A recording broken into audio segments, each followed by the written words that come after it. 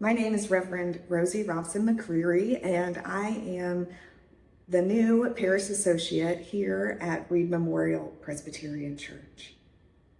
I just started in December, and it seems like this is the very best season to jump into ministry here at the church. Thanks to the Spirit's holy nudging, you all just completed the For Such a Time as This capital campaign.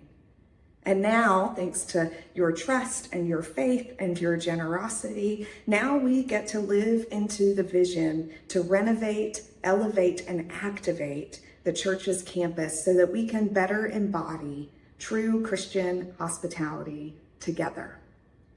I'm up here in the balcony of the sanctuary today because this is where some of the very first steps are being taken in terms of our construction projects. So here to tell you a little bit more about what's happening this month is George McCall.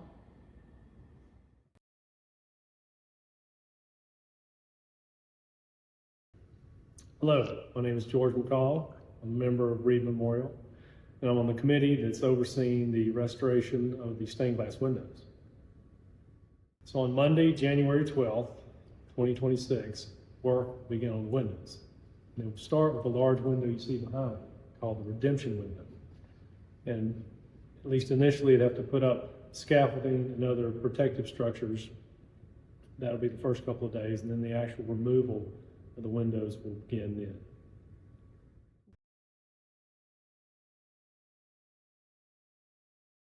One of the questions we often hear, why do the windows have to be removed? But in the restoration process, there are many procedures that need gravity to be perpendicular to the windows. They need to be laid flat so they can solder and do waterproofing and things like that. And also, if the work tried to be done in place, you need some kind of containment structure because lead is involved. So it really is much less expensive and less complicated if they remove the windows and take them to a studio and repair them with all their equipment and in the proper environment. So the redemption window will be taken out pane by pane, at least 30 different panes, and there'll be custom constructed crates that'll be used to ship to the restoration vendor and also return shipment.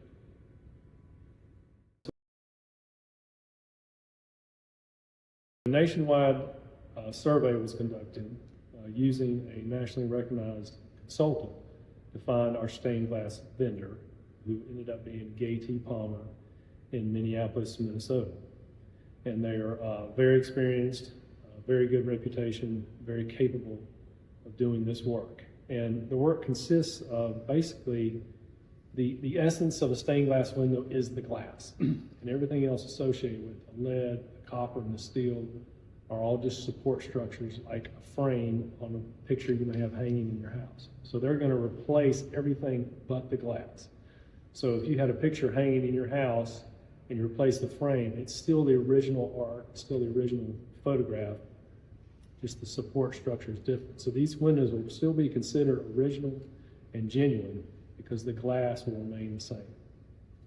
I had the opportunity to visit Gay-T. Palmer in September of 2025 and was very pleased with what I saw there. It's a very well-established, large, busy restoration facility. There was a lot of work going on, all different kinds of windows.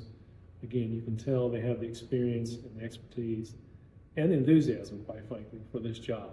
Our windows are as good as any you'll find in the world. It's one of the most oldest and time-honored traditions of construction. It's very difficult. In fact, we have a special version. The glass is called Norman slab glass. It's relatively rare. So these windows are as nice as any in the world, and they consider it a privilege to be able to restore a set of Norman glass windows.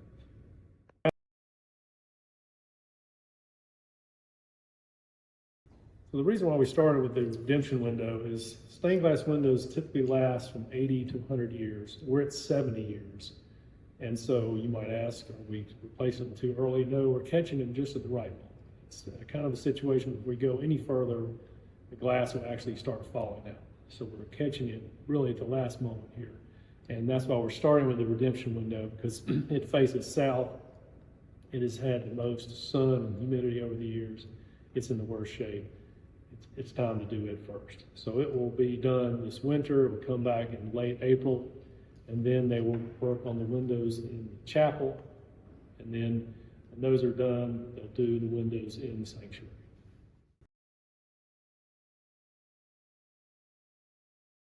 So the holes in the wall will be filled with plywood that's been painted to match the limestone inside and out as best as our decorating committee could ascertain.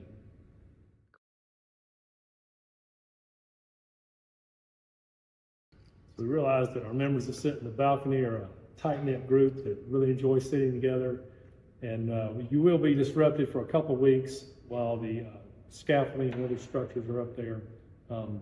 So that'll be a couple of weeks starting in January, beginning of February. Then you'll be able to return to your seats, but then when they come back in April to reinstall the windows, balcony crowd will be dislodged, displaced for a little while then too, but we'll try to minimize that time. These windows, they don't just let in light, but they tell our story of faith and witness. They metaphorically and literally cradle the holy that happens within the sanctuary as we gather to worship. And then they help to inspire us to follow Christ beyond the church's walls, week in and week out. For a little while, the light in the sanctuary will look different. But this season reminds us that God is still at work, often in quiet and careful ways that we don't immediately see. As these windows, which have carried the prayers of generations before us, rest in skilled hands, I invite you to hold this space in prayer. Also pray for those who are doing the restoration, as well as for those who will all one day sit beneath these windows and find hope, beauty, and God's light shining once again. I hope you'll stay tuned for more hard hat updates in the days to come.